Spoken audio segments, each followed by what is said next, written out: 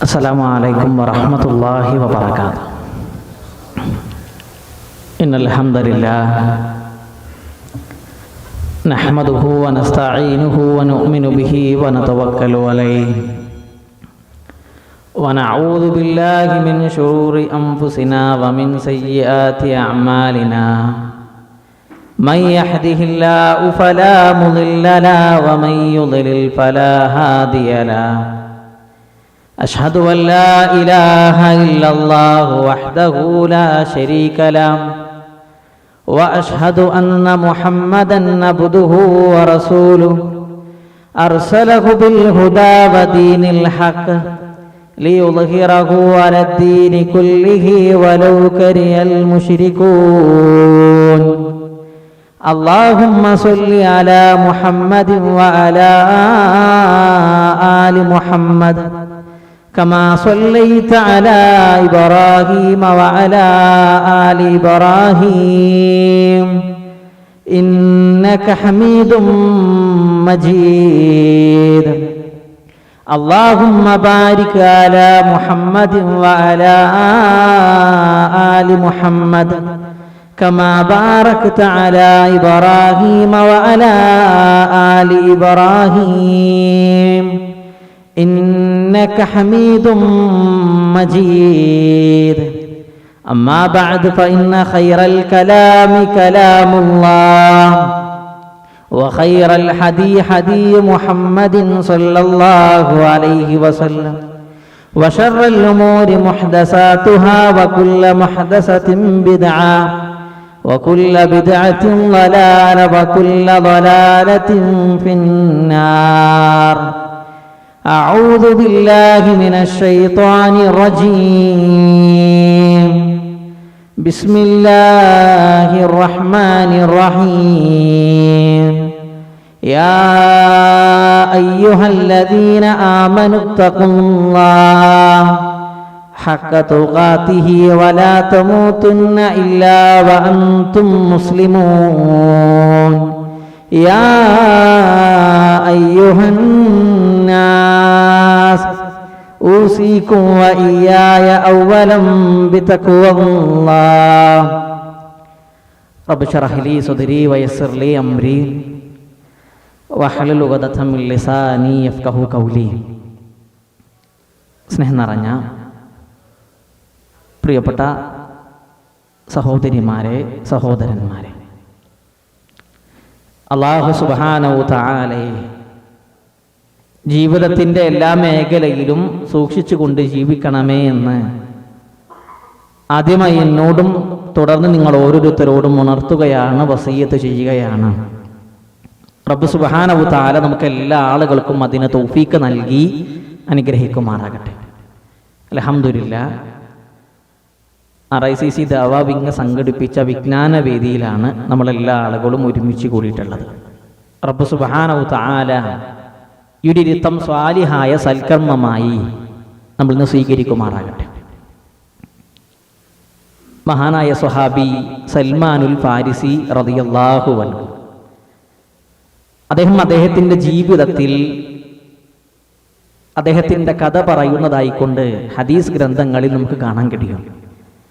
ആ വിഷയവുമായി ബന്ധപ്പെട്ടിട്ടാണ് സംസാരിക്കാൻ ആവശ്യപ്പെട്ടിട്ടുള്ളത്. റബ്ബ് സുബ്ഹാനഹു തആല കാര്യങ്ങൾ യഥാവിധി പറയുവാനും മനസ്സിലാക്കുവാനും പറയുന്ന എനിക്കും കേൾക്കുന്ന നിങ്ങൾക്കും തൗഫീക്ക് നൽകി അനുഗ്രഹിക്കുമാറാകട്ടെ. ഹിജറ 5-ാം വർഷം, ബദറിൻ്റെയും ഉഹുദിൻ്റെയും ശേഷം റസൂലുള്ളാഹി സ്വല്ലല്ലാഹു അലൈഹി വസല്ലമയും സ്വഹാബിമാരും മദീനത്ത് നിൽക്കുമ്പോൾ മദീനത്തേക്ക് അവരൊരു വാർത്ത കേൾക്കുകയാണ്.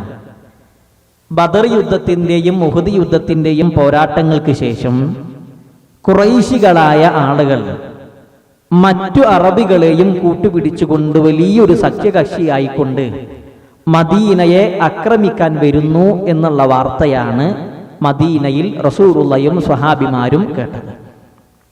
അത് കേവലം 1-2 ഗോത്രങ്ങൾ മാത്രമല്ല, ഖുറൈശികളുടെ കൂട്ടത്തിൽപ്പെട്ട ബാക്കിയുള്ള ഗോത്രങ്ങളും അതേപോലെ തന്നെ മറ്റുള്ള അറബി ഗോത്രങ്ങളും, എന്തിനേറെ മദീനയിൽ നിന്നും പുറത്താക്കപ്പെട്ട ജൂതന്മാരും ചേർന്ന് മദീനയെ ആക്രമിക്കാൻ വരുന്നു എന്നുള്ള വാർത്തയാണ് റസൂലുള്ളാഹിയും സ്വഹാബിമാരും കേട്ടത്. പ്രവാചകൻ സ്വഹാബിമാരെ ഒരുമിച്ച് കൂട്ടി അവരുടെ അഭിപ്രായം ചോദിക്കാണ്, എന്ത് ചെയ്യണം? മദീനക്ക് പുറത്തുപോയി നമ്മൾ യുദ്ധം ചെയ്യണോ, അതല്ല അവർ വരുന്നത് വരെ മദീനയിൽ നമ്മൾ കാത്തിരിക്കണോ എന്നുള്ളതാണ്. പല സ്വഹാബിമാരും പല രൂപത്തിൽ അവരുടെ അഭിപ്രായങ്ങൾ പറഞ്ഞപ്പോ ആ കൂട്ടത്തിൽ മഹാനായ സൽമാനുൽ ഫാരിസി റളിയല്ലാഹു അൻഹു അദ്ദേഹം റസൂലുള്ളാഹിനോട് പറഞ്ഞത്, പ്രവാചകരെ, ഈ ഖുറൈശികളായ ആളുകളും മറ്റുള്ള സഖ്യകക്ഷികളായ ആളുകളും മദീനയെ ആക്രമിക്കാൻ വരുമ്പോൾ അതിൽ നിന്ന് ഒരു തടസ്സമായിക്കൊണ്ട്, ഒരു തടയായിക്കൊണ്ട് നമുക്കൊരു കിടങ്ങ് കുഴിക്കാം, ഒരു ഹന്തക്ക് നിർമ്മിക്കാം എന്ന് റസൂലുള്ളാഹിനോട് പറഞ്ഞു കൊടുക്കുന്നത് മഹാനായ സൽമാനുൽ ഫാരിസി റളിയല്ലാഹു അൻഹു ആണ്. എന്നാൽ അദ്ദേഹത്തിന്റെ ചില കാര്യങ്ങൾ പറഞ്ഞു കൊടുക്കുന്നുണ്ട്. മദീനന്റെ പ്രത്യേകത എന്താണ്? മദീനയിൽ പോയ ആളുകളാണ്, ഒരുപാട് മരങ്ങളും മലകളും കൊണ്ട് നിറഞ്ഞതാണ് മദീന എന്നുള്ളത്. മറ്റൊരു ഭാഗം ചതുപ്പ് നിലമാണ്. പിന്നീട് ശത്രുക്കളായ ആളുകൾക്ക് മദീനയിലേക്ക് പ്രവേശിക്കാൻ കഴിയുന്ന ഒരു തുറസായ ഭാഗമുണ്ട്. ആ തുറസായ ഭാഗത്ത് എന്ത് ചെയ്യാം? വലിയ ഒരു കിടങ്ങ് കുഴിക്കാം. അപ്പൊ അവർക്ക് ആ കിടങ്ങ് ഭേദിച്ചുകൊണ്ട് മദീനയിലേക്ക് കടക്കാൻ കഴിയില്ല എന്ന രൂപത്തിൽ സൽമാൻ റളിയല്ലാഹു അൻഹു റസൂലുള്ളാഹിക്ക് പറഞ്ഞു കൊടുക്കാണ്. അതേപോലെ തന്നെ അദ്ദേഹത്തിന്റെ ജീവിതത്തിൽ അദ്ദേഹം മനസ്സിലാക്കിയ ചില പാഠങ്ങൾ, ചില യുദ്ധതന്ത്രങ്ങൾ റസൂലുള്ളാഹി സ്വല്ലല്ലാഹു അലൈഹി വസല്ലമക്ക് പറഞ്ഞു കൊടുത്തു. അങ്ങനെ അവസാനം സൽമാനുൽ ഫാരിസി റളിയല്ലാഹു അൻഹുവിന്റെ നിർദ്ദേശപ്രകാരം നബി സല്ലല്ലാഹു അലൈഹി വസല്ലമയും സ്വഹാബിമാരും ചേർന്ന് ഒരു വലിയൊരു കിടങ്ങ് കുഴിച്ചു. ശത്രുക്കളായ ആളുകൾ മദീനത്തേക്ക് എത്തിയപ്പോ അവർക്ക് മദീനയിലേക്ക് പ്രവേശിക്കാൻ കഴിയുന്നില്ല. എത്രത്തോളം എന്ന് ചോദിച്ചാൽ അവരുടെ കുതിരകൾക്ക് ചാടിക്കടക്കാൻ പോലും കഴിയാത്ത രൂപത്തിലുള്ള വലിയ കിടങ്ങാണ് റസൂലുള്ളാഹിയും സ്വഹാബിമാരും നിർമ്മിച്ചിട്ടുള്ളത്. അവരവസാനം ആ കിടങ്ങിന് പുറത്തു നിന്ന് മുസ്ലിമീങ്ങളെ ഉപരോധിക്കാൻ നോക്കി. പക്ഷെ അപ്പോഴും അള്ളാഹുവിന്റെ സഹായം മുസ്ലിമീങ്ങൾക്ക് ലഭിച്ചു. ആ യുദ്ധത്തിൽ മുസ്ലിമീങ്ങൾക്ക് വിജയം കൈവരിക്കാൻ കഴിഞ്ഞു എന്നുള്ളതാണ്. നമുക്ക് ഓരോ യുദ്ധങ്ങൾ പഠിക്കുമ്പോൾ ആ ഓരോ യുദ്ധത്തിലും ഓരോ സ്വഹാബിമാരെ മനസ്സിലാക്കാൻ കഴിയും. മഹാനായ അബൂബക്കർ സിദ്ദീഖ് റളിയല്ലാഹു അൻഹു ഉഹദ് യുദ്ധത്തിനെ പരാമർശിക്കുമ്പോൾ അദ്ദേഹം പറയുന്ന വാക്കാണ്, ഉഹദ് യുദ്ധം അത് തൊലഹ കൊണ്ടുപോയി എന്നുള്ളതാണ്. അതേപോലെ തന്നെ ഖന്തക്ക്, അഹ്സാബ് യുദ്ധം എന്നുള്ളത് അതറിയപ്പെടുന്നത് സൽമാനുൽ ഫാരിസി റളിയല്ലാഹു അൻഹുവിന്റെ പേരിലാണ്. അദ്ദേഹത്തിന്റെ ജീവചരിത്രം മഹാനായ ഇമാം അഹ്മദ് ബിൻ ഹംബൽ അശൈബാനി റഹ്മത്തുള്ളാഹി അദ്ദേഹത്തിന്റെ മുസ്നദിൽ കൊണ്ടുവരുന്ന ഒരു ഹദീസിലായി കൊണ്ട് കാണാൻ കഴിയും. അഥവാ ഇമാം അഹ്മദിന്റെ മുസ്നദ് പഠിക്കുന്ന ആളുകൾക്ക് കാണാൻ കഴിയും, ഇമാം ബുഖാരിന്റെയും ഇമാം മുസ്ലിമിന്റെ ഒക്കെ ഹദീസ് ഗ്രന്ഥങ്ങളിൽ അത് വിഷയത്തിന്റെ അടിസ്ഥാനത്തിലാണ് ഓരോ ഹദീസുകളും ക്രോഡീകരിച്ചിട്ടുള്ളത്. അപ്പൊ ഉദാഹരണം പറഞ്ഞാൽ നോമ്പിന്റെ വിഷയം, ആ നോമ്പുമായി ബന്ധപ്പെട്ട വിഷയങ്ങളാണ് ഒരു ബാബിൽ ഉണ്ടാകുക. ഹജ്ജുമായി ബന്ധപ്പെട്ട വിഷയങ്ങളാണ് ഹജ്ജിന്റെ ബാബിൽ ഉണ്ടാകുക. അപ്പൊ വിഷയത്തിന്റെ അടിസ്ഥാനത്തിലാണ് ഇമാം ബുഖാരിയും ഇമാം മുസ്ലിമും ഹദീസുകളെ ക്രോഡീകരിച്ചിട്ടുള്ളത്. എന്നാൽ മഹാനായ സൽമാൻ ഫാരിസി റളിയല്ലാഹു അൻഹു അദ്ദേഹം ഹദീസുകളെ ക്രോഡീകരിച്ചിട്ടുള്ളത് സ്വഹാബിമാരുടെ അടിസ്ഥാനത്തിലാണ്. അഥവാ ആദ്യം അബൂ ഹുറൈറ റളിയല്ലാഹു അൻഹു ഉദ്ധരിച്ച ഹദീസുകൾ ഉണ്ടാകും, പിന്നീട് അനസ് റളിയല്ലാഹു അൻഹു ഉദ്ധരിച്ച ഹദീസുകൾ ഉണ്ടാകും, പിന്നീട് ബാക്കിയുള്ള ഓരോ സ്വഹാബിമാരും അവർ ഉദ്ധരിച്ച ഓരോ ഹദീസുകൾ, അതിനുശേഷമാണ് പലപ്പോഴും ബാക്കിയുള്ള കാര്യങ്ങൾ അദ്ദേഹം സൂചിപ്പിക്കാറുള്ളത്.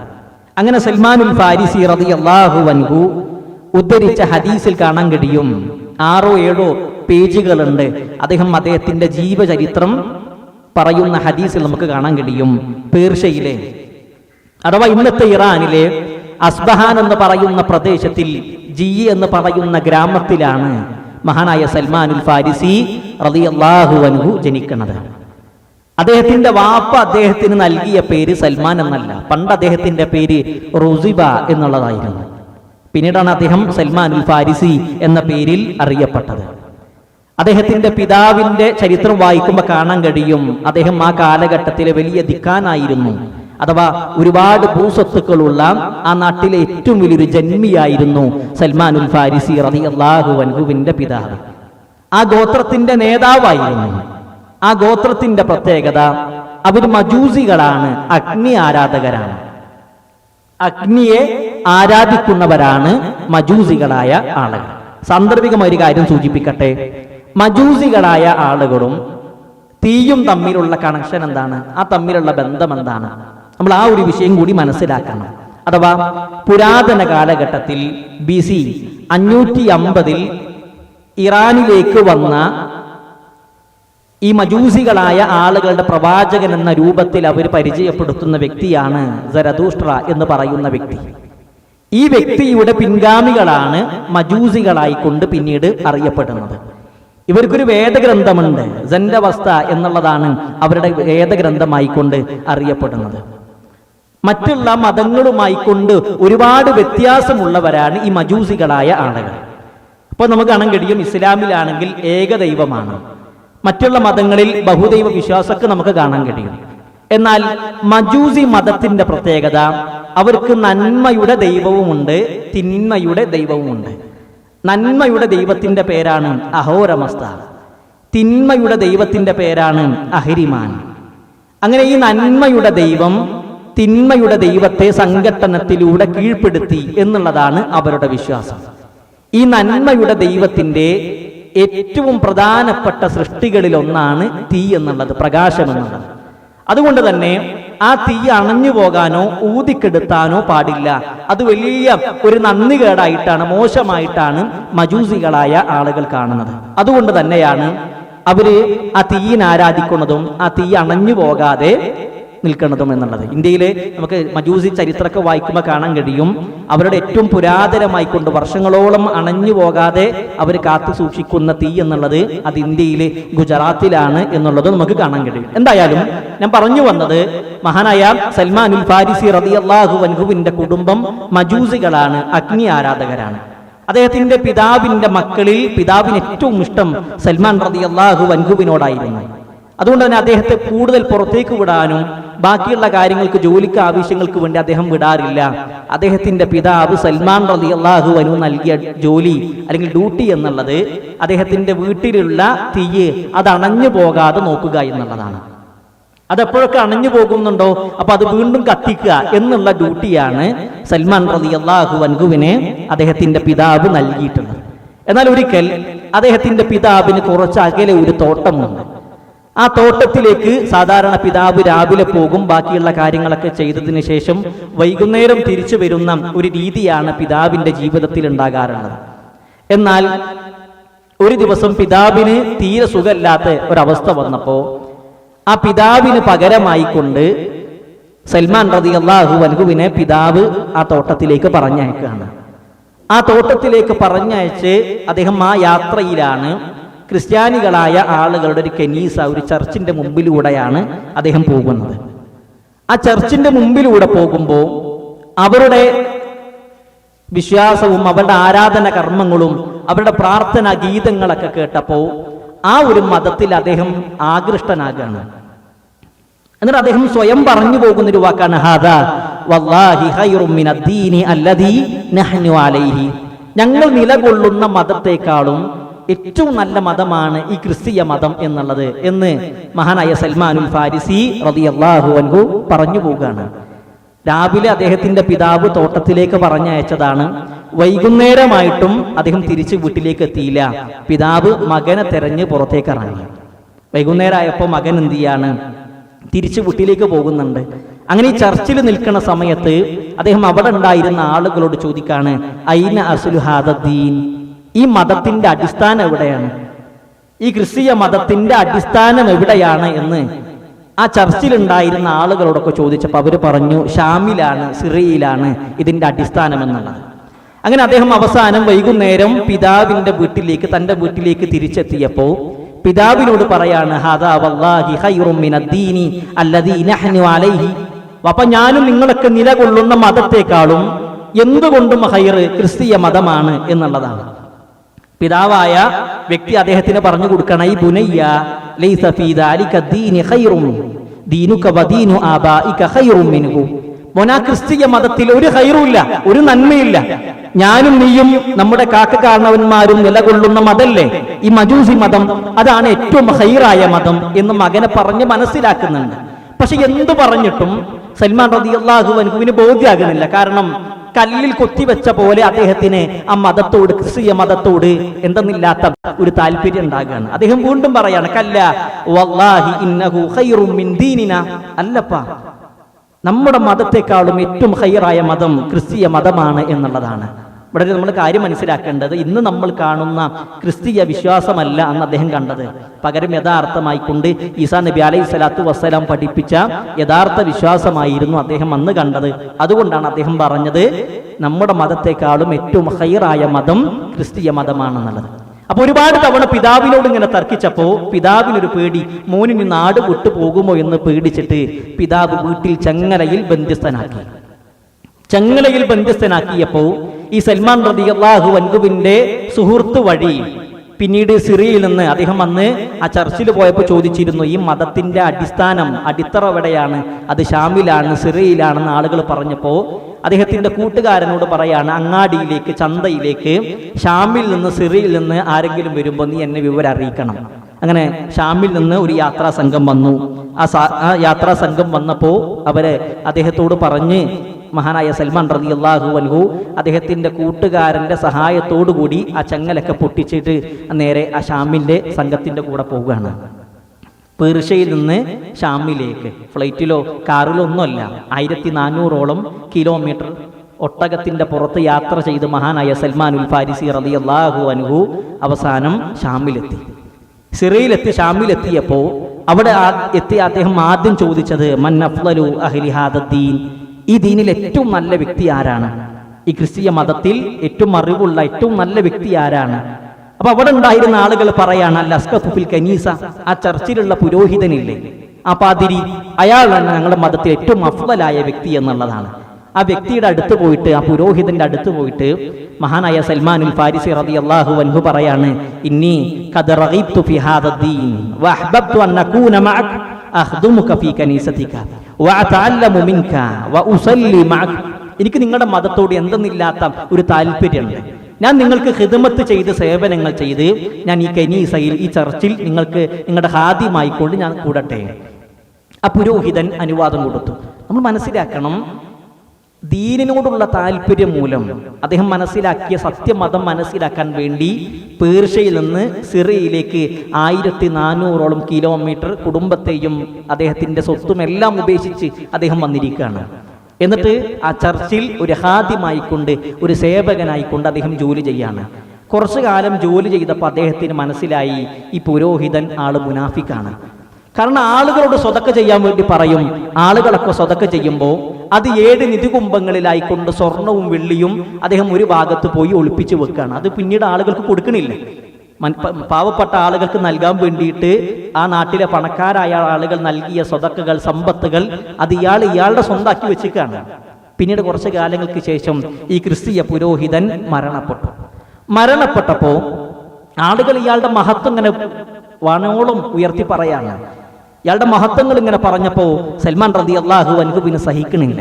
സൽമാൻ റളിയല്ലാഹു അൻഹു പറയാണ്, ഇയാൾ മുനാഫിക്കാണ്, ഇയാൾ ആള് ശരിയായിരുന്നില്ല. അപ്പൊ ആളുകൾ അത്ഭുതപ്പെടുകയാണ്. കാരണം അവർ അത്രത്തോളം അവരുടെ മതത്തിന്റെ ഏറ്റവും വലിയ പ്രധാനപ്പെട്ട ആളായിക്കൊണ്ട് കണ്ടിരുന്ന വ്യക്തിയാണ് സൽമാൻ റളിയല്ലാഹു അൻഹു ഈ രൂപത്തിൽ മോശമായി സംസാരിച്ചത്. നിന്റെ വാക്കിനുള്ള തെളിവെന്താണ്?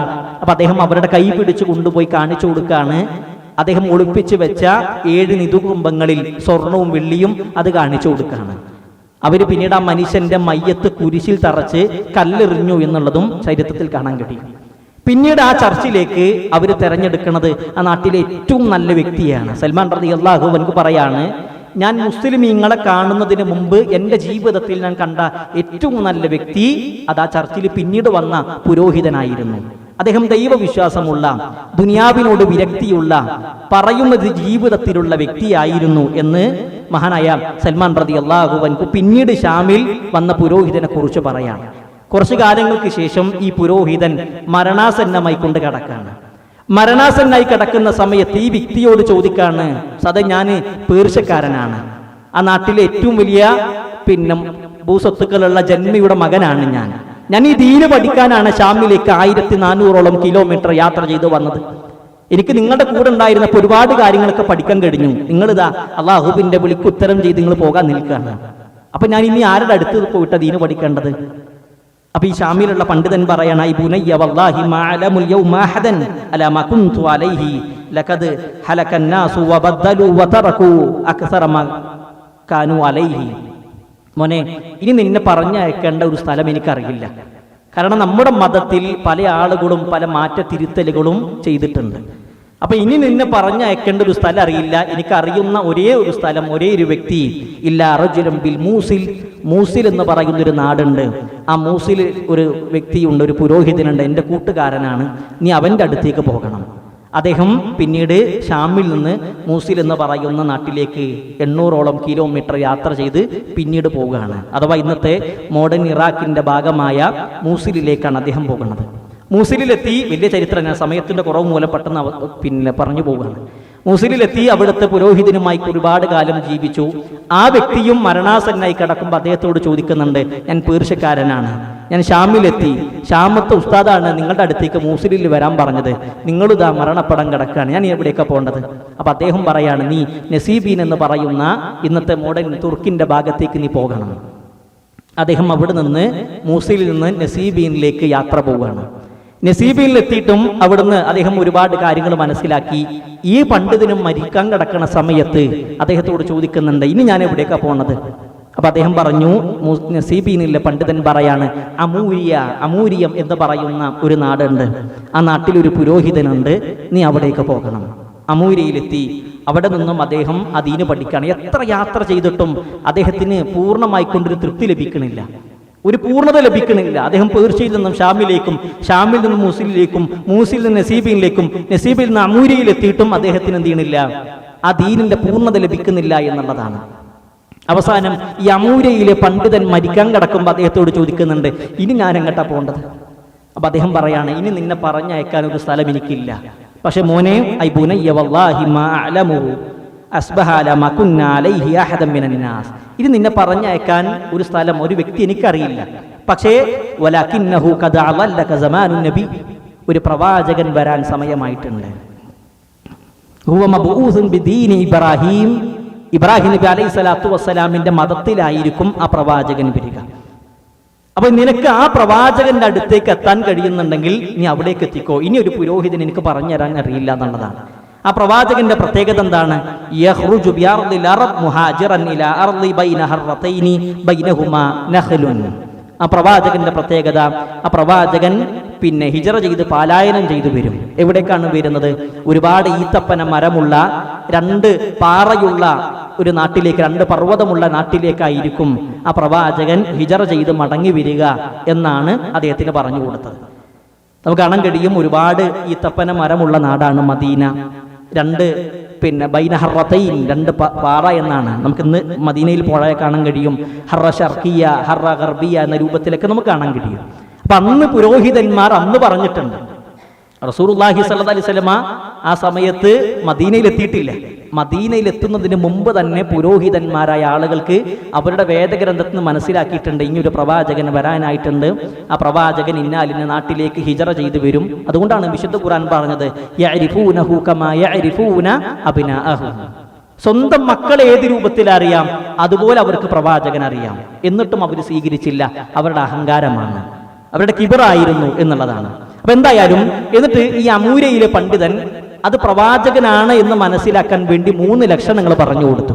നീ ആ വ്യക്തിന്റെ അടുത്ത് പോകുമ്പോൾ 3 ലക്ഷണങ്ങൾ ഉണ്ടെങ്കിൽ അത് പ്രവാചകനാണ്, നീ ഉറപ്പിച്ചോ. എന്താണ് 3 ലക്ഷണങ്ങൾ? ഒന്നാമത്തെ ലക്ഷണം യഅകുലുൽ ഹദിയ, ആ പ്രവാചകൻ ഹദിയ സ്വീകരിക്കും, അഥവാ സമ്മാനമായിട്ട് കൊടുത്താൽ അത് വാങ്ങും. വല യഅകുലു സദഖ, സദഖ നൽകിയാൽ പ്രവാചകൻ സ്വീകരിക്കില്ല. മൂന്നാമത്തെ പ്രവാചകന്റെ ലക്ഷണം ബൈന കത്ഫൈഹി ഖാതമുൻ നുബുവ, ആ പ്രവാചകന്റെ 2 തോളിലായിക്കൊണ്ട്, ഷോൾഡറിലായിക്കൊണ്ട് നുബുവത്തിന്റെ മുദ്രയുണ്ട്. ഫൈനിസ്തതഅത അൻ തലഹക ബിതിൽകൽ ബിലാദ് ഫഫഅൽ, നിനക്ക് ആ നാട്ടിലേക്ക് എത്താൻ കഴിയുന്നുണ്ടെങ്കിൽ നീ ആ നാട്ടിലേക്ക് എത്തിക്കോ എന്നുള്ളതാണ്. ആ സമയത്താണ് മഹാനായ സൽമാൻ അൽ ഫാരിസി റളിയല്ലാഹു അൻഹു അദ്ദേഹത്തിന്റെ നാട്ടിലേക്ക് വരുന്ന ഓരോ യാത്രാ സംഘവും അദ്ദേഹം പഠിക്കുകയാണ്. ഇങ്ങനെ ലക്ഷണങ്ങളുള്ള ഒരു നാട് ഏതെങ്കിലും അറിയോ? അപ്പോഴാണ് ബനു കൽബ് ഗോത്രം, മഹാനായ ദിഹിയത്തുൽ കൽബി റളിയല്ലാഹു അൻഹുവിന്റെ ഗോത്രക്കാരായ ബനു കൽബ് ഗോത്രം വരികയാണ്. അദ്ദേഹത്തോട് അവരോട് പറയുന്നുണ്ട്, എനിക്ക് നിങ്ങളുടെ നാട്ടിലേക്ക് വരാൻ ആഗ്രഹമുണ്ട്, എന്നെ നിങ്ങളുടെ കൂടെ കൊണ്ടുപോകണം, എൻ്റെ അടുക്കൽ കുറച്ച് ആടുകളും മാടുകളുണ്ട്, അത് ഞാൻ നിങ്ങൾക്ക് സമ്മാനമായിട്ട് തരാം. അവരൊക്കെ പറഞ്ഞ് കാര്യങ്ങൾ കൊണ്ടുപോയി. പിന്നീട് വാദി അൽ ഖുറ എന്ന് പറയുന്ന ഭാഗത്തെത്തിയപ്പോൾ സൽമാൻ റളിയല്ലാഹു അൻഹുവിന്റെ സമ്പത്ത് മുഴുവനും മോഷ്ടിച്ച് അവർ അദ്ദേഹത്തെ കെട്ടിയിട്ട് അടിമയായി കൊണ്ടുപോയി വിൽക്കുകയാണ്. അടിമ ചന്തയിൽ കൊണ്ടുപോയി അദ്ദേഹത്തെ വിറ്റു. അദ്ദേഹത്തെ വാങ്ങുന്നത് ഒരു ജൂതനാണ്. ആ ജൂതൻ വാങ്ങി അദ്ദേഹത്തിന്റെ നാട്ടിലേക്ക് കൊണ്ടുപോകുമ്പോൾ സൽമാൻ റളിയല്ലാഹു അൻഹു പറയാണ്, ഞാൻ ആ നാട് നോക്കി, അമൂരയിലെ പണ്ഡിതൻ പറഞ്ഞ ലക്ഷണമുള്ള നാടാണോ എന്നുള്ളത്. ഒരുപാട് ഈത്തപ്പന മരങ്ങൾ കണ്ടു, പക്ഷേ ബാക്കിയുള്ള ലക്ഷണമൊന്നും ഞാൻ കണ്ടില്ല. അപ്പൊ ഞാൻ വീണ്ടും വ്യക്തിയുടെ അടിമയായിക്കൊണ്ട് നമ്മൾ മനസ്സിലാക്കണം എവിടുന്ന വരുന്നത് പേർഷ്യയിൽ നിന്നാണ്. ഷാമിൽ നിന്ന് മൂസിനിലെത്തി, നസീബിനിലെത്തി, അമൂരിയിൽ നിന്ന് പിന്നീട് അടിമയായിക്കൊണ്ട് പിടിച്ചു കൊണ്ടുവരികയാണ്. അങ്ങനെ പിടിച്ചു കൊണ്ടുവന്ന് ഈ ജൂതന്റെ വീട്ടിൽ താമസിക്കുമ്പോഴാണ് ഈ ജൂതന്റെ കുടുംബക്കാരൻ വന്ന് അദ്ദേഹത്തിന്റെ നാട്ടിലേക്ക് കൊണ്ടുപോകുന്നത്. അത് ബനു ഖുറൈള ഗോത്രക്കാരനായിരുന്നു. അദ്ദേഹം കൊണ്ടുപോകുന്നത് മദീനയിലേക്കാണ്. സുബ്ഹാനല്ലാഹ്. അദ്ദേഹത്തിന്റെ ആഗ്രഹം പോലെ തന്നെ അദ്ദേഹത്തെ കൊണ്ടുപോകുന്നത് മദീനയിലേക്ക് കൊണ്ടുപോവുകയാണ്. അദ്ദേഹം പറയാണ്, എനിക്ക് എന്തെന്നില്ലാത്ത സന്തോഷമായിരുന്നു. കാരണം ആ അമൂരയിലെ പണ്ഡിതൻ പറഞ്ഞ എല്ലാ ലക്ഷണമുണ്ട്.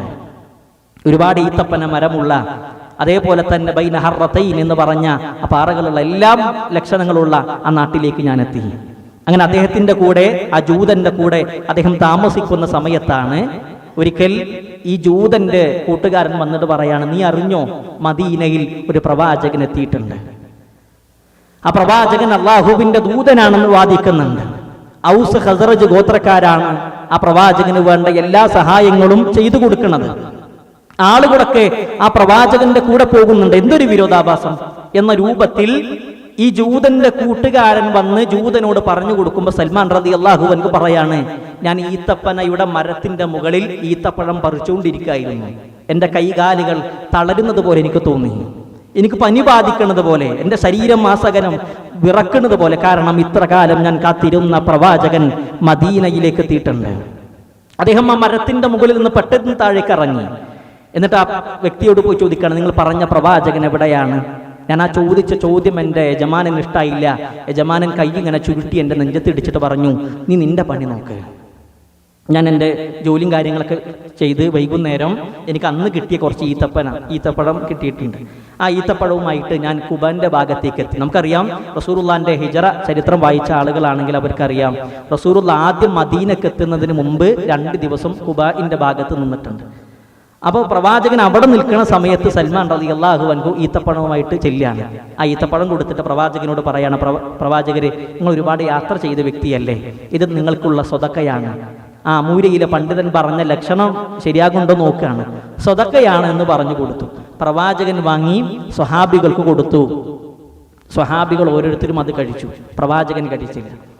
പിന്നീട് കുറച്ച് 2 ആഴ്ചക്ക് ശേഷം വീണ്ടും സൽമാൻ റളിയല്ലാഹു അൻഹു കുറച്ച് ഈത്തപ്പഴം കൊണ്ടുവന്നിട്ട് കൊടുത്തു. പ്രവാചകരെ, ഇത് ഹദിയാണ്, ഇത് സ്വതക്കയല്ല, ഇത് ഹദിയാണ് എന്ന് പറഞ്ഞിട്ട് കൊടുത്തു. റസൂലുള്ളാഹി സ്വല്ലല്ലാഹു അലൈഹി വസല്ലം അത് വാങ്ങി സ്വഹാബികൾക്ക് വീതിച്ചു കൊടുത്തു. പ്രവാചകനും അതിൽ നിന്ന് കുറച്ച് കഴിച്ചു.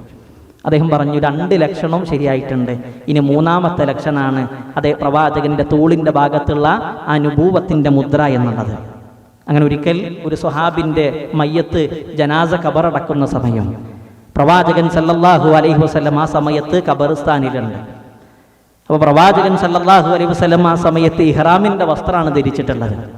ഞാൻ പ്രവാചകന്റെ പുറകിലൂടെ ഇങ്ങനെ നടക്കുകയാണ്. സൽമാൻ റളിയല്ലാഹു അൻഹു പറയാണ്, ഞാൻ പ്രവാചകന്റെ പുറകിലൂടെ ഇങ്ങനെ നടന്നു. പ്രവാചകന്റെ തോളിലിട്ട ഇഹ്റാമിന്റെ തുണി ഒരല്പം താഴേക്ക് പോന്നാൽ എനിക്ക് ആ പ്രവാചകന്റെ നുബൂവത്തിന്റെ മുദ്ര കാണാം. അതിനുവേണ്ടി റസൂലുള്ളാഹിന്റെ പുറകെ ഞാൻ ഇങ്ങനെ നടക്കുകയാണ്. റസൂലുള്ളാഹി സ്വല്ലല്ലാഹു അലൈഹി വസല്ലം നമുക്ക് കാര്യം മനസ്സിലായി. റസൂലുള്ള പ്രവാചകന്റെ തോളിലുണ്ടായിരുന്ന തുണി മാറ്റിക്കൊടുത്തു. ആ സമയത്ത് സൽമാൻ റളിയല്ലാഹു അൻഹു പ്രവാചകന്റെ അടുത്തേക്ക് ചെന്ന് പ്രവാചകനെ കെട്ടിപ്പിടിച്ച് അദ്ദേഹം പൊട്ടിക്കരയാണ്. റസൂലുള്ളാഹി സ്വല്ലല്ലാഹു അലൈഹി വസല്ലം അദ്ദേഹത്തോട് ചോദിക്കണ്ടേ, എന്താണ് സൽമാൻ? അപ്പോൾ സൽമാൻ റളിയല്ലാഹു അൻഹു അദ്ദേഹത്തിന്റെ ജീവിതം പറഞ്ഞു കൊടുക്കുകയാണ്. പ്രവാചകരെ, ഞാൻ പേർഷ്യക്കാരനാണ്. ആ നാട്ടിലെ ഏറ്റവും വലിയ ഭൂസത്തുള്ള ജന്മിയുടെ മകനായിരുന്നു ഞാൻ ദീന് പഠിക്കാൻ വേണ്ടി ഷാമിൽ നിന്ന് മൂസിലിലെത്തി, അവിടുന്ന് നസീബിലെത്തി, അവിടുന്ന് അമൂരിയിലെത്തി. പിന്നീട് ഒരു ജൂതൻ എന്നെ അടിമയായിക്കൊണ്ട് പിടിച്ചുകൊണ്ടുപോയി. ആ ജൂതന്റെ കുടുംബക്കാരൻ പിന്നീട് ബനു ഖുറൈള ഗോത്രക്കാരനാണ്. അദ്ദേഹം എന്നെ തിരിച്ച് മദീനക്ക് എത്തിച്ചു എന്നുള്ളതാണ്.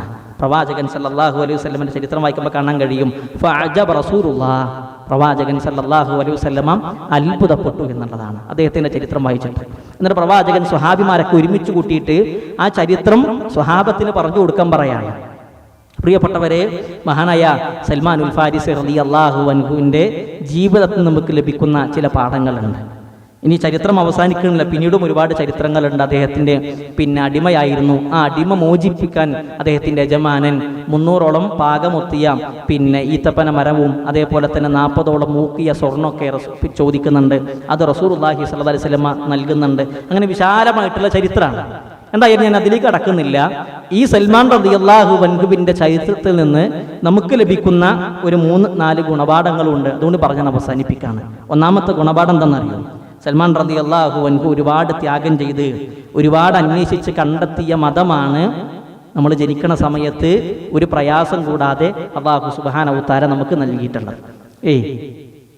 സൽമാൻ റളിയല്ലാഹു അൻഹു ഒരുപാട് ത്യാഗം സഹിച്ച് 1000ഓളം മൈലുകൾ യാത്ര ചെയ്ത് കണ്ടെത്തിയ മതമാണ് നമ്മൾ ജനിക്കുന്ന സമയത്ത് ഫ്രീ ആയിട്ട് റബ്ബ് സുബ്ഹാനഹു വ തആല നമുക്ക് നൽകിയിട്ടുള്ളത്. അതിന് നന്ദി കാണിക്കാൻ കഴിയണം എന്നുള്ളതാണ്. അള്ളാഹു ഒരു അടിമക്ക് നൽകുന്ന ഏറ്റവും വലിയ സമ്മാനം ഹിദായത്താണ്. ആ ഹിദായത്തിലായിക്കൊണ്ട് മരിക്കാൻ നിരന്തരമായി പ്രാർത്ഥിക്കണം. റസൂലുള്ളാഹി സല്ലല്ലാഹു അലൈഹി വസല്ലമ നിരന്തരമായി പ്രാർത്ഥിച്ചൊരു പ്രാർത്ഥനയാണ് അല്ലാഹുമ്മ യാ മുഖല്ലിബൽ ഖുലൂബ് സബ്ബിത് ഖൽബി അലാ ദീനിക്. പ്രിയപ്പെട്ടവർ, ആ സ്വഹാബത്ത് ഈ ദീനിനു വേണ്ടി, ഈ ഇസ്ലാം മതത്തിനു വേണ്ടി ജീവിതത്തിന്റെ ഒരുപാട് പ്രയാസങ്ങൾ അവരെ ഏൽക്കേണ്ടി വന്നിട്ടുണ്ട്. മഹാനായ ബിലാൽ റളിയല്ലാഹു അൻഹു ബത്വാഹിന്റെ മലമടക്കുകളിൽ ഉമയ്യത്ത് ബിൻ ഖലഫിന്റെ കിങ്കരന്മാർ മൃഗീയമായി കൊണ്ട് പീഡിപ്പിച്ചതിന്റെ കഥകൾ ബിലാൽ ബിൻ റബാഹ് റളിയല്ലാഹു അൻഹുവിന് പറയാനുണ്ട്. ഖബ്ബാബ് ബിൻ അദിയ്യ റളിയല്ലാഹു അൻഹുവിന് ശരീരത്തിൽ നിന്ന് മാംസം കീറി പൊളിച്ച് ശരീരത്തിൽ മാംസമില്ലാതെ എല്ലിന്റെ വെളുപ്പ് കണ്ടതിന്റെ കഥകൾ ഖബ്ബാബ് ബിൻ അദിയ്യ റളിയല്ലാഹു അൻഹുവിന് പറയാനുണ്ട്. ഹുബൈബ് ബിൻ അദിയ്യ റളിയല്ലാഹു അൻഹുവിനെ തൻഈമിന്റെ ഭാഗത്ത് കൊണ്ടുപോയി ചങ്ങലയിൽ ബന്ധസ്ഥനാക്കിക്കൊണ്ട് കുരിശിലേക്ക് കൊന്നതിന്റെ കഥകൾ മഹാനായ ഹുബൈബ് റളിയല്ലാഹു അൻഹുവിന് പറയാനുണ്ട്. സുമയ്യ റളിയല്ലാഹു അൻഹക്കും അമ്മാറും യാസിനും റളിയല്ലാഹു അൻഹും അജ്മഈൻ അവർക്കൊക്കെ പറയാനുണ്ടെങ്കിൽ പറയുന്ന എനിക്കും കേൾക്കുന്ന നിങ്ങൾക്കും ഈ ദീൻ ഉൾക്കൊണ്ടതിന്റെ പേരിൽ എന്ത് ത്യാഗ പറയാനുള്ളത്? അതുകൊണ്ട് പ്രിയപ്പെട്ടവർ, അല്ലാഹു നൽകിയ ഏറ്റവും വലിയ സമ്മാനമാണ് ഹിദായത്ത് എന്നുള്ളത്. ആ ഹിദായത്തിലായിക്കൊണ്ട് മരിക്കാൻ വേണ്ടി നിരന്തരമായി പ്രാർത്ഥിക്കുക, അല്ലാഹുമ്മ യാ മുഖല്ലിബൽ ഖുലൂബ് സബ്ബിത് ഖൽബി അലാ ദീനിക് എന്നുള്ളത്. രണ്ടാമത്തെ അദ്ദേഹത്തിന്റെ ജീവിതത്തിൽ ലഭിക്കുന്ന പാഠം എന്താണെന്നറിയോ? അറിവ് പഠിക്കാനും അന്വേഷിക്കാനുള്ളൊരു താല്പര്യം ഉണ്ടാകണം. അറിവ് പഠിക്കാനും അന്വേഷിക്കാനുള്ളൊരു താല്പര്യം. ചെറിയ കുട്ടിയായിരിക്കുന്ന സമയത്താണ് അദ്ദേഹം യാത്ര ചെയ്യുന്നത്. 1000ഓളം മൈലുകൾ യാത്ര ചെയ്തത് എന്തിനാ? ഈ ദീന് പഠിക്കാൻ വേണ്ടിയിട്ടാണ്. നമുക്ക് ആലോചിച്ച് നോക്കണം, എന്തെല്ലാം സംവിധാനങ്ങളുണ്ട്. അള്ളാഹുവിന്റെ അപാരമായ തൗഫീഖിനാൽ ദീന് പഠിക്കാൻ ഇന്ന് റിയാദിൽ ഒരാൾക്കൊരു പ്രയാസമില്ല. 9ഓളം സെന്ററുകൾ നമുക്കുണ്ട് ഇവിടെ. നമുക്ക് 9 സെന്റർ ഉണ്ടെന്ന് പറഞ്ഞിട്ട് വലുപ്പം കാണിക്കാൻ വേണ്ടിയിട്ടല്ല. അഥവാ ദീന് പഠിക്കാൻ 9ഓളം സെന്ററുകൾ, ഖുർആൻ പഠിക്കാനും അള്ളാഹുവിന്റെ റസൂലിന്റെ ഹദീസ് പഠിക്കാനും നമുക്കിന്ന് സംവിധാനങ്ങളുണ്ട്. നമ്മളിൽ എത്ര പേർക്ക് അത് പഠിക്കാനും അതിനുപയോഗപ്പെടുത്താൻ കഴിയുന്നുണ്ട്? അതുകൊണ്ട് പ്രിയപ്പെട്ടവർ, ആത്മാർത്ഥമായി കൊണ്ട് ചിന്തിക്കുക. അള്ളാഹുവിന്റെ റസൂല് പറയാണ്, മയ്യുരിദില്ലാഹു ബിഹി ഖൈറൻ യുഫഖിഹു ഫിദ്ദീൻ. അള്ളാഹു ഒരു വ്യക്തിക്ക് ഖൈർ ഉദ്ദേശിച്ചാൽ അവന് ദീനിൽ പാണ്ഡിത്യം നൽകും എന്നുള്ളത് റസൂലുള്ളാഹി സ്വല്ലല്ലാഹു അലൈഹി വസല്ലമ പറഞ്ഞിട്ടുണ്ട്. അതുകൊണ്ട് അറിവ് പഠിക്കാനും അന്വേഷിക്കാനുള്ളൊരു താല്പര്യം ഉണ്ടാകണം. മൂന്നാമത്തെ ഗുണപാഠം എന്താണെന്നറിയോ? അറിഞ്ഞ സത്യം സ്വീകരിക്കാനുള്ളൊരു മനസ്സുണ്ടാകണം. ചെറുപ്പത്തിൽ വാപ്പാനോട് പറയാണ്, വാപ്പ ഈ ദീനല്ല ശരി, ക്രിസ്ത്യാനികളുടെ മതമാണ് ശരിയെന്ന് പറഞ്ഞപ്പോൾ ചെറിയ പ്രായമാണ്, എന്നിട്ടും അത് സ്വീകരിക്കാനുള്ള മനസ്സ് അദ്ദേഹം കാണിച്ചിട്ടുണ്ട്. നമുക്കും ചില യാഥാർത്ഥ്യങ്ങൾ അറിയാം, ചില സത്യങ്ങൾ നമുക്കറിയാം. അല്ല, അള്ളാഹുവിനോട് മാത്രമേ പ്രാർത്ഥിക്കാൻ പാടുള്ളൂ, അള്ളാഹുവിനോട് മാത്രമേ സഹായം നേടാൻ പാടുള്ളൂ. നമുക്ക് പൂർണ്ണ ബോധ്യമുണ്ട്. നമുക്കറിയുന്ന, നമ്മൾ നിരന്തരമായി കൊണ്ട് ചെയ്യുന്ന ചില ആചാരങ്ങൾ, ചില പുത്തൻ ആചാരങ്ങൾ, അത് ബിദ്അത്താണ്, പൂർണ്ണ ബോധ്യമുണ്ട്. പിന്നും ചെയ്യണമെന്നില്ല, കുടുംബക്കാരുടെ തൃപ്തിക്ക് വേണ്ടിയിട്ടാണ്, മഹലിന് പുറത്താക്കാതിരിക്കാൻ വേണ്ടിയിട്ടാണ്, നാട്ടുകാരെന്ത് പറയുന്നത് പേടിച്ചിട്ടാണ്. പ്രിയപ്പെട്ടവരെ, നാട്ടുകാരുടെ തൃപ്തിക്കല്ല നമ്മൾ പ്രവർത്തിക്കേണ്ടത്, റഹ്മാനും റഹീമുമായ അള്ളാഹുവിന്റെ തൃപ്തിക്ക് വേണ്ടി പ്രവർത്തിക്കുക എന്നുള്ളതാണ് സൂചിപ്പിക്കാനുള്ളത്. നാലാമത്തെ അദ്ദേഹത്തിന്റെ ജീവിതത്തിൽ ലഭിക്കുന്ന ഗുണപാഠം ദുനിയാവിനോടുള്ള വിരക്തിയാണ്. അദ്ദേഹത്തിന് സമ്പത്തായിരുന്നു ലക്ഷ്യമെങ്കിൽ, അദ്ദേഹത്തിന്റെ ലക്ഷ്യം സമ്പത്തായിരുന്നുവെങ്കിൽ ആരും അറിയാതെ ആ ഷാമിലെ പണ്ഡിതൻ 7 നിധികുംഭങ്ങളിൽ ഒളിപ്പിച്ചു വെച്ച സ്വർണ്ണവും വെള്ളിയും ആരോടും പറയാതെ എടുത്തു കൊണ്ടുപോയാൽ മതിയായിരുന്നു. പക്ഷെ അദ്ദേഹത്തിന്റെ ലക്ഷ്യം എന്തല്ല? സമ്പത്തല്ല. അദ്ദേഹത്തിന്റെ ലക്ഷ്യം ദീന് പഠിക്കുക എന്നുള്ളതായിരുന്നു. സൽമാൻ റളിയല്ലാഹു അൻഹുവിന്റെ അവസാന കാലഘട്ടം ചരിത്രം വായിക്കുമ്പോൾ കാണാൻ കഴിയും. സൽമാൻ ഉൽ ഫാരിസി റളിയല്ലാഹു അൻഹു മരണത്തോട് മല്ലടിച്ചുകൊണ്ടിരിക്കുന്ന സമയത്ത് അദ്ദേഹത്തെ കാണാൻ അദ്ദേഹത്തിന്റെ കൂട്ടുകാരൻ സഅദ് ബിൻ അബി വഖാസ് റളിയല്ലാഹു അൻഹു വരുന്നുണ്ട്. സഅദ് റളിയല്ലാഹു അൻഹു വന്നപ്പോൾ സൽമാൻ റളിയല്ലാഹു അൻഹു കരയാണ്. സൽമാൻ, താങ്കൾ എന്തിനാ കരയണത്? നിങ്ങൾക്ക് എന്തായാലും സ്വർഗ്ഗം ഉണ്ടാകും. നിങ്ങൾ ഒരുപാട് ത്യാഗങ്ങൾ സഹിച്ച ആളല്ലേ, ഒരുപാട് പ്രയാസങ്ങൾ അനുഭവിച്ച വ്യക്തിയല്ലേ. അദ്ദേഹത്തിന്റെ ജീവിതത്തിൽ ചെയ്ത ത്യാഗങ്ങളുടെ കഥകൾ സഅദ് റളിയല്ലാഹു അൻഹു പറഞ്ഞു കൊടുത്തപ്പോ സൽമാൻ റളിയല്ലാഹു അൻഹുവിന്റെ മറുപടി, സഅദേ, ഞാൻ കരഞ്ഞത് എന്തിനാണെന്നറിയോ? എനിക്ക് ദുനിയാവിൽ ഒരു യാത്രക്കാരനെ പോലെ ആകാൻ കഴിഞ്ഞില്ല. അതാലോചിച്ചിട്ടാണ് ഞാൻ കരഞ്ഞത്. ദുനിയാവിൽ ഒരു യാത്രക്കാരനെ പോലെ എനിക്കാകാൻ കഴിഞ്ഞില്ല. ഒരുപാട് സ്വത്തുക്കൾ എനിക്കുണ്ട് അല്ലേ. നമുക്ക് ഇസ്ലാമിന്റെ ചരിത്രം വായിക്കുമ്പോൾ കാണാൻ കഴിയും, ഉമർ റളിയല്ലാഹു അൻഹുവിന്റെ ഭരണകാലഘട്ടത്തിൽ ഖാദിസിയ യുദ്ധം, യർമൂക്ക് യുദ്ധം, നഹാബന്ദ് യുദ്ധമൊക്കെ കഴിഞ്ഞ് പേർഷ്യ ഇസ്ലാമിന്റെ കുടക്കിടിലേക്ക് വന്നപ്പോ അന്ന് മദായിനിലെ ഗവർണറായിക്കൊണ്ട് ഉമർ റളിയല്ലാഹു അൻഹു തെരഞ്ഞെടുത്തത് മഹാനായ സൽമാനുൽ ഫാരിസി റളിയല്ലാഹു അൻഹുവിനെയാണ്. എന്നിട്ട് അദ്ദേഹം പറയാണ്, ഒരുപാട് സുഖങ്ങൾ എനിക്കുണ്ടായിട്ടുണ്ട്. ദുനിയാവിന്റെ പച്ചപ്പളപ്പിൽ ഞാൻ ഒരുപാട് സുഖിച്ച് ജീവിച്ചിട്ടുണ്ട്. അപ്പോ എനിക്ക് ദുനിയാവിൽ ഒരു യാത്രക്കാരനെ പോലെ ജീവിക്കാൻ കഴിഞ്ഞില്ലല്ലോ, അതാണ് എന്നെ കരയിപ്പിക്കണത് എന്ന് സൽമാൻ റളിയല്ലാഹു അൻഹു പറയാണ്. കാരണം ഞാൻ ഈ ദുനിയാവിൽ ഒരുപാട് സമ്പത്ത് വിട്ടേച്ചു പോകുന്നു. സഅദ് റളിയല്ലാഹു അൻഹു പറയാണ്, സൽമാൻ റളിയല്ലാഹു അൻഹു അങ്ങനെ പറഞ്ഞപ്പോ അദ്ദേഹം വിട്ടേച്ചു പോയ സമ്പത്ത് എന്താണ് എന്ന് ഞാനൊന്ന് നോക്കി. ഞാൻ കണ്ട കാഴ്ച എന്താണെന്നറിയോ? ഒരു പാത്രം, ഭക്ഷണം കഴിക്കാൻ അദ്ദേഹത്തിന് ഒരു പാത്രമുണ്ട്, വെള്ളം കുടിക്കാൻ ഒരു കോപ്പയുണ്ട്, അദ്ദേഹത്തിന് പുതക്കാൻ ഒരു പുതപ്പുണ്ട്, അദ്ദേഹത്തിന് ആകെ ഉള്ളത് ഒരു ചെറിയൊരു കുടിലാണ്. ആ കുടിലിൽ ഒരാൾ എണീറ്റ് നിന്നാൽ തല അതിൻ്റെ മുകളിൽ തട്ടും, ഒരാൾ നിവർന്നൊന്ന് കടന്നാല് ആ തലയും കാലും രണ്ടു ഭാഗത്തും തട്ടും. അങ്ങനെയുള്ളൊരു ചെറ്റക്കുടില് അത് കടന്നിട്ട് മഹാനായ സൽമാൻ റളിയല്ലാഹു അൻഹു പറയാണ്, ഞാനൊക്കെ ഒരുപാട് സുഖിച്ച് ജീവിച്ചിട്ടുണ്ട്, ഒരുപാട് സമ്പത്ത് ഞാൻ വിട്ടേച്ചു പോകുന്നുണ്ട്. ആ വിഷയത്തിൽ റബ്ബ് എന്നോട് ചോദ്യം ചെയ്യുമോ എന്നുള്ളത് ഞാൻ ഭയപ്പെടുന്നു എന്നുള്ളതാണ്. വെറുതെ അല്ല അലി റളിയല്ലാഹു അൻഹു പറഞ്ഞത്, ഈ ഉമ്മത്തിലെ ലുഖ്മാനുൽ ഹക്കീമാണ് മഹാനായ സൽമാനുൽ ഫാരിസി റളിയല്ലാഹു അൻഹു എന്നുള്ളത്. ദീന് ജീവിതത്തിൽ ഒരുപാട് പഠിച്ച് ആ പഠിക്കുന്ന കാര്യങ്ങൾ ജീവിതത്തിന്റെ ഭാഗമാക്കാൻ മഹാന്മാരായ സ്വഹാബിമാർക്ക് കഴിഞ്ഞിട്ടുണ്ടെങ്കിൽ പ്രിയപ്പെട്ടവരെ, ചരിത്രങ്ങൾ നമുക്ക് പാഠം ഉൾക്കൊള്ളാനുണ്ട്. പണ്ടൊരു കവിത ചൊല്ലിയതുപോലെ, നിങ്ങൾ ചരിത്രം വായിക്കണം. ചരിത്രത്തിൽ നിങ്ങൾക്ക് ഒരുപാട് ഗുണപാഠങ്ങളുണ്ട്. ആ ഗുണപാഠങ്ങൾ നമ്മുടെ ജീവിതത്തിന്റെ ഭാഗമാക്കുക. അല്ലാഹു സുബ്ഹാനഹു വ തആല വിശുദ്ധ ഖുർആനിൽ പറഞ്ഞതുപോലെ, ബുദ്ധിയുള്ള ആളുകൾക്ക് ചരിത്രങ്ങളിൽ, കഥകളിൽ ഗുണപാഠമുണ്ട്. ആ ഗുണപാഠം ഉൾക്കൊണ്ട് കേവലം ഒരു കഥ കേട്ടു പോവുക എന്നതിലപ്പുറമായിക്കൊണ്ട് മഹാനായ സൽമാനുൽ ഫാരിസി റളിയല്ലാഹു അൻഹു പോകാനിരിക്കുന്ന സ്വർഗ്ഗമാണ് പറയുന്ന ഞാനും കേൾക്കുന്ന നിങ്ങളും ആഗ്രഹിക്കുന്നതെങ്കിൽ അവരെവിടെ, നമ്മളെവിടെ എന്നുള്ളത് ആലോചിക്കുക. അതിനുവേണ്ടി ആത്മാർത്ഥമായി കൊണ്ട് പരിശ്രമിക്കുക. റബ്ബ് സുബ്ഹാനഹു വ തആല നമുക്ക് എല്ലാ ആളുകൾക്കും അതിന് തൗഫീഖ് നൽകി അനുഗ്രഹിക്കുമാറാകട്ടെ. വആഖിറു ദഅവാനാ അൽഹംദുലില്ലാഹി റബ്ബിൽ ആലമീൻ. അസ്സലാമു അലൈക്കും വറഹ്മത്തുള്ളാഹി വബറകാതുഹു.